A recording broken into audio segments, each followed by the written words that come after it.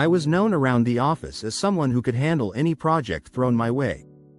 If there was a challenge, I'd be the first to step up and say, "I'll handle it." So, when we got one of the biggest projects we'd ever seen, I took it on like any other. I thought, no problem, I'll manage this one myself. At first, I kept the team updated on everything, giving them tasks but taking on the core pieces myself. I didn't want to burden them with the hard stuff. I handled client communication, the timelines, the budget, the technical details. I did it all, thinking I was sparing them the stress.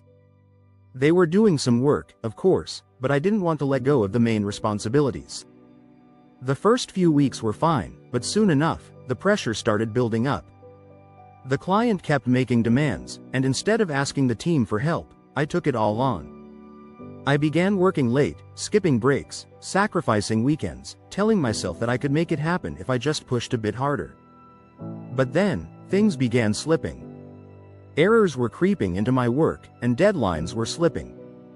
The team noticed, and they wanted to step in, but by now, I'd taken on so much that there wasn't a clear way to delegate anymore. I could feel burnout creeping in, but I ignored it. Then, one day, I missed an important client meeting because I'd crashed on my desk after a 16-hour day.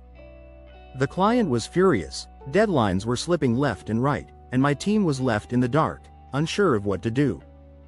They wanted to help, but I hadn't let them in. I'd turned what should have been a team project into my personal burden, and we were failing because of it. I had to step back and realize that I couldn't do it alone. No one could. I called a team meeting, admitted where I'd gone wrong, and let them take the reins on areas I'd monopolized.